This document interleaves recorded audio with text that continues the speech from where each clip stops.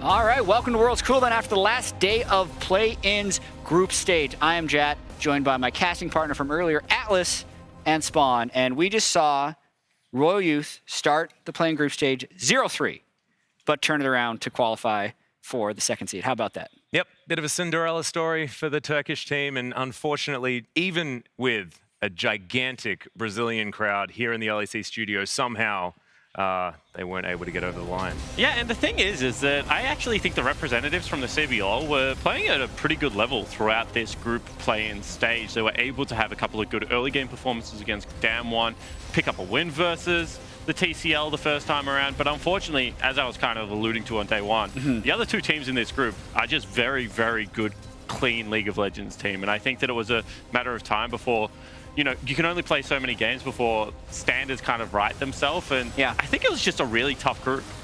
I think so too. If I were to go back after seeing all the games and say which group is the strongest overall. This is the strongest group by a mile. I think it is. Yeah. I mean, Damwon is worth like 2 teams, but then both of these guys, I think, could have had a good chance of making it out of any other group. So that's obviously a really unsatisfying consolation prize for Flamengo, but I think their group was actually really hard. Yeah, and I think that what Flamengo would have taken away from this is that it's like a slightly better performance, and the CBLOL's journey back into the international stage starts to become easier as you start picking up seed 2, you know, trying to climb towards that seed 1, which is the ultimate goal of being able to have an easier run through Worlds. But in this game in particular, it really was a crushing victory for Royal. Like from draft, you know, talking to Soaz behind stage, he was like, this is a really tough matchup for the Camille top lane. It certainly played out that way. So a couple of draft issues in there. And I think Royal really did show that when they have the right composition, they are very good at attacking the right areas of the map. And the thing about having the right composition is,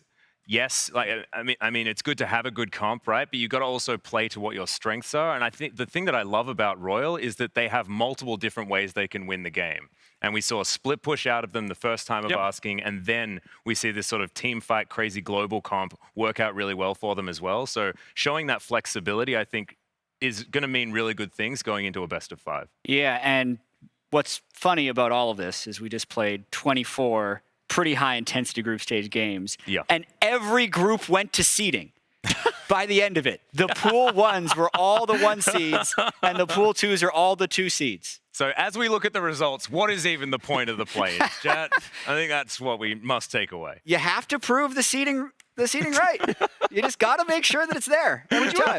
You said you predicted that at the start. So I said every group is accurately seeded. Yeah. However, I am actually a little bit surprised that we didn't actually see any upsets go over the line. Yeah, right? I'm surprised about Group C especially. Yeah, Group C righting itself today, especially with how close Mega was to beating HKA in both of their games, or even the fact that Unicorns beat Clutch twice and then didn't get the #1 seed. And the fact that HK topped the group as well, I think, is quite surprising. I think the VCS were looking like a really strong region moving into this tournament. In comparison to LMS in terms. As soon as you have belief in these teams, something just happens. You know, everyone jumped on the Mammoth hype train. It was a little bit too heavy, stumbled, the beast fell over. Yep. Low-key was just gathering supporters today. You could feel the groundswell starting to happen. One of them. This guy definitely being one of them. I was actually on their hype train from before this. I thought that group was the most likely group to upset, and then I thought maybe Isris would have a shot. But it's good to see that Hong Kong, HKA, as well as Splash, were just able to, you know, stay consistent, you know, slow the game down when it was appropriate and be able to pick up much needed wins.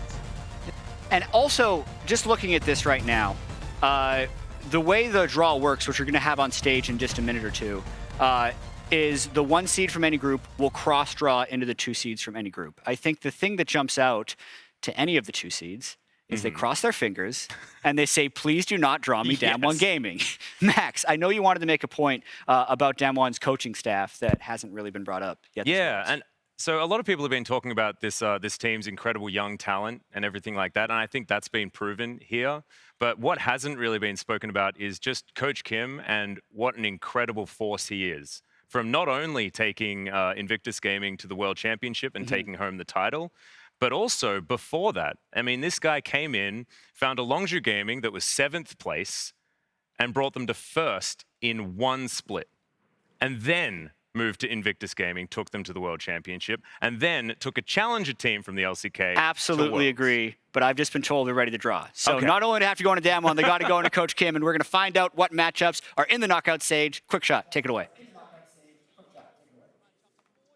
Thank you very much. After 4 days of Worlds 2019, the play-ins group stage is now complete. 4 teams have been eliminated, and the remaining 8 will be drawn into knockout matches, the winners of which will advance to the Worlds group stage in the 2019 League of Legends World Championship. All the teams that finished first in their group will be placed into Pool 1, and the representatives are Clutch Gaming, Splice, HKA, and Damwon Gaming. All teams that place second in their groups will be placed into Pool 2, and they are the Unicorns of Love, Isurus Gaming, Low-Key Esports, and Royal Youth. We will draw all 4 Pool 1 teams, and then their Pool 2 opponents. Every first place team will face off against a second place team, except for the second place team that was within their own group. To help draw the play-ins knockout matches, I would like to invite the head coach for Misfits, Hussein Mousvi, as well as the 2018 World Championship finalist, Paul Soyez Boyer, to the stage.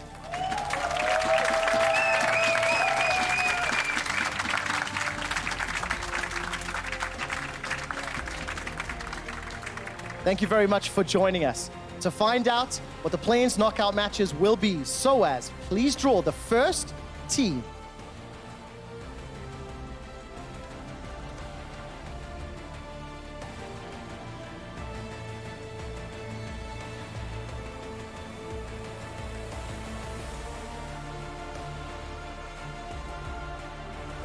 And the first team drawn is HKA. Please draw the next team.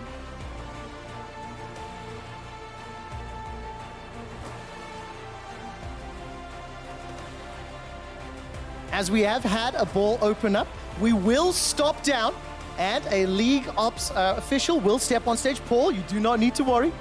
We will reset the balls to ensure that we have a valid draw. Thank you very much.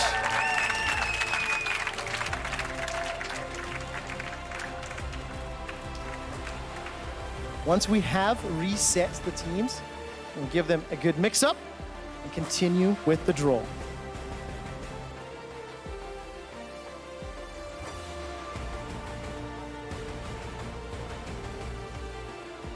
All right. Please do the honors of drawing the next team.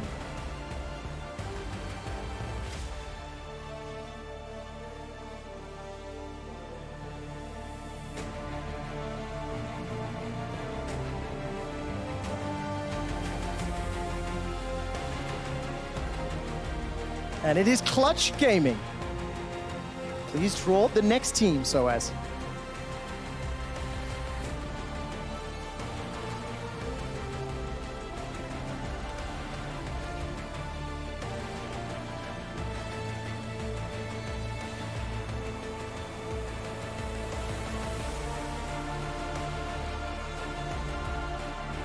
And the third team is Damwon Gaming.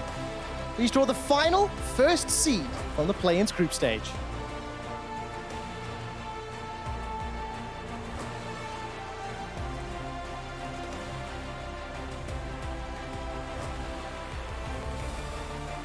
And of course, it is Splice. Now, as a reminder, we will draw the second seeded teams into the matchup bracket as long as it is not against the same team from the same group. Hussein, please draw the first team.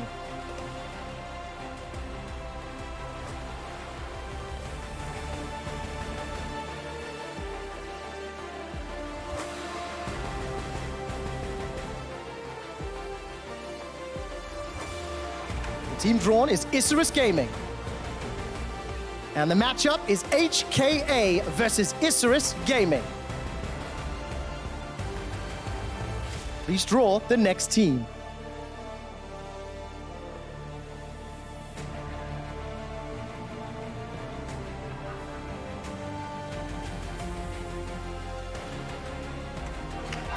The team drawn is Royal Youth.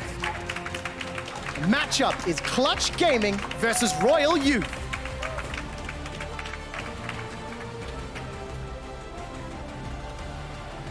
Please draw the next team.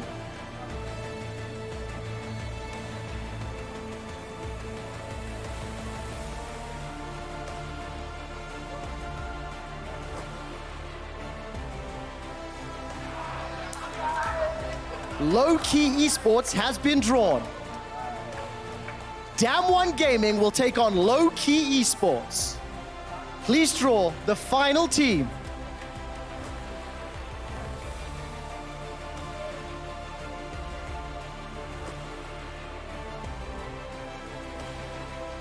The Unicorns of Love have been drawn, and they will face Splice in the knockout round. This concludes the play-ins knockout group draw. All 4 matches will be best of 5 and will be played over the course of Monday and Tuesday. The winners will advance to the 2019 World's Group Stage. Well, Wow. there we have it. All the draw luck, I think, was just spent on that draw right there. I don't know. I think we were just following the script, Jad. Yeah. This seems like... We had We've the got interview. Clutch versus Royal Youth just after Tolerant was talking about wanting to go against Clutch. Yeah. And we've also got the dream Splice versus Unicorns of Love. Chachi versus his old team, his old org.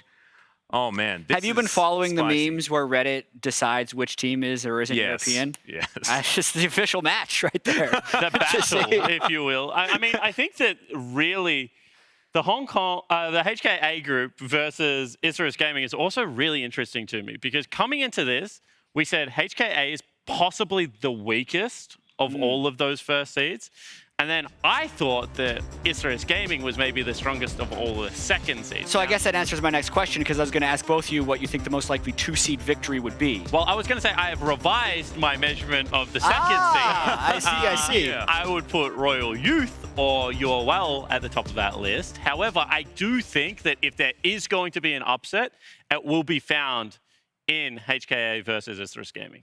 I think it's really interesting, though, because I really like your point. I think HK, as far as first seeds, are probably the weakest, but Isurus Gaming being less strong than Royal Youth means that how much stronger a Royal Youth than Isurus Gaming and how much stronger a Clutch than Hong Kong Attitude, because I think both of those matchups are actually going to be pretty close. Yeah, they could be. However, I do also want to temper the fact that we've been playing best of ones. Yeah. And we're about to move into best of 5s. Yeah. And we've seen in best of 5, consistency does reign supreme, and it does free up certain things in draft phases that you're not necessarily able to do in best of 1s just because of, pressure around having to pick up a game. We heard Clutch already speak about it. They like to play scaling. They have to fight down some of their own individual tendencies in the best of 1 format. So I do think that this could be one of those situations where Clutch and Splice are actually much better than what they were able to show in the 4 games that they've played so far.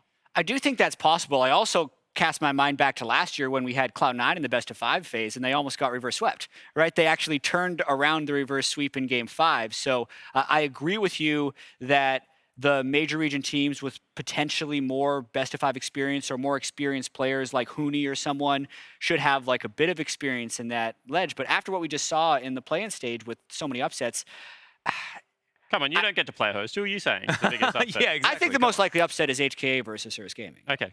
Mainly because I still have a hard time identifying the overall strength of that group, and I think Group C was probably the weakest. And HKA, while they did win both of their mega games, were down against Mega, and that's a team that I actually didn't expect to win a single game coming into the play-in stage. So that combined with the fact that Isurus Gaming was legit against Splice in day 2 of their stage, I think Wara is actually a really good AD carry, so they have that lane to play through. Seiya, pretty decent player as well. So I think that would be the game, the upset that I would most likely predict. Well, the thing about Isurus is that, Bugak's maybe the player that we didn't expect to play well, was actually playing very good. Warangulus, the player that we thought would be the carry of the team, was the carry of the team. It was Odi and Seiya that were kind of maybe letting the team down a little bit. And they are the veterans you expect as the tournament goes on. Eventually, they have to hit their stride. Yeah, Surely they've done it on the international stage before. They should be able to ramp up into a best of 5. I think Odi especially left a lot to be desired. We've seen good things from Odi in the past. going up to 3 years ago, but in this tournament, it really has not been the Oddie we wanted to see. I think a lot of us were really hyped, seeing the Oddie say a combination on sort of a super team, Isurus Gaming now, an org that's been around for a really long time, but Oddie fell flat in this tournament so far. Yeah, as far as schedule goes, you can see October 7th, game 1 is going to be Damwon. We have Clutch on October 7th as well, and the final game is going to be that Splice versus UOL. And the most interesting storyline there, I feel like, is Vizicachi. Oh, yeah. And this means a lot to Spawn and I as well.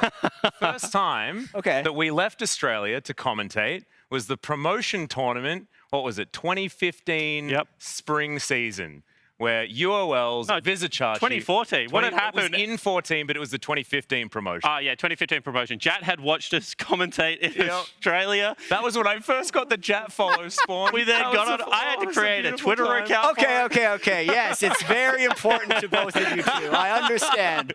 I have to cut you off because we have an interview on stage with BRTT after that disappointing tiebreaker game.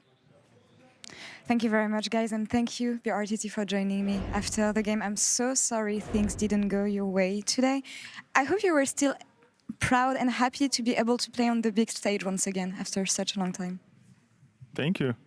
Like, I don't know, like, I hope I can come back to the big stage again, because I don't know how many years I'll play more, so, and everyone knows, like, how hard it is.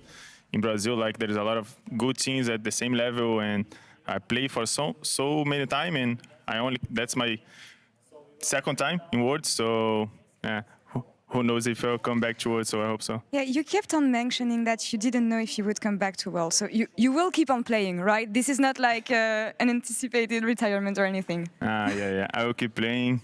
Thank God. But I don't know, like, how many years more. I'm 28 already, so... Yeah. We're about the same age, so please don't say we're too old, because it doesn't make sense to me. Yeah. For me, I can play 30 years, 31, 32, who knows? Let's see. Are you happy about the performance you had, you individually, here? Actually, no. The last 2 games, I feel like I could do more for my team, like in-game and out-game, so I'm not that happy. Maybe I could choose like another options of picks and bans too, so that could help our team. So I'm not that happy. I wouldn't see it like this. You come back to the international stage, you get to play Draven, and you pop off with the pick. So I guess that's a good thing for you. But yeah. Do you have anything you want to say to the fans? They've been crazy with you, and they've been cheering for you so much for the past few days. So go ahead, in Brazilian if you want. Actually, there's not much to say, just thanks for all the support and everyone that cheered for us. Muito obrigado a todo mundo que torceu. Eu realmente estou muito triste, muito desapontado com o nosso rendimento. A gente estava esperando realmente passar para a fase de grupo, sair da fase de grupo. Esse é realmente o nosso foco, mas acabou que nesses 2 últimos jogos a gente acabou vendo erros muito grandes assim do nosso time e eu acho que não dava tempo para corrigir, então infelizmente não saímos com o resultado, só posso pedir desculpa agora e agradecer toda a torcida. Well, thank you very much for agreeing to do this interview. Obrigado, and I hope I'll get to see you next year. Now back to you guys on Cooldown. Thank you very much for those words. DFM, Mega, Mammoth, and Flamengo are the teams that have been eliminated from the World Championship. BRTT, actually the oldest player at the World Championship. Now the oldest one remaining will be ex-Smithy of Team Liquid, 28. I hope, as he mentioned, that he plays into his 30s, because I've been saying for years that we're going to have 30-year-old League of Legends pros. Yeah. I mean, when it comes to old pros, I'm living in Korea at the moment, and I think there's only one man in the conversation for greatest esports player to have ever lived, apart from Faker, and that's Flash, right? He's only very recently retired, but he was well over 30 years old. And with StarCraft Broodball being remastered, he came back and was still the champion. This guy's accolades go for an incredibly long time. So you can be an esports player for a really long time. You know, we only need to keep our hands spry. You know, it's fine. But I do understand the frustration, because you do feel like there is a time limit on your career as an esports pro. And this is something that you can tell BRTT wants to like continue to do but get past, you know, push through that previous ceiling and the frustration of not being able to do it. Like, he wouldn't have any answers now. So being brave enough to do the interview, like, that takes a lot of guts and a lot of respect. And I think that, you know, hopefully he does come back and have a really good run. Yeah, Tolerant was elated to keep going in the tournament. BRTT, obviously that's the other end of competition in esports. If you missed any of the action today, be sure to stick around for our rebroadcast, which will start at 8:30 p.m. CEST, which will be 11:30 a.m. Pacific time. And that is all from us here in the play-in group stage. So thank you, and we'll be back Monday for Damwon versus Loki to start it off. See you then.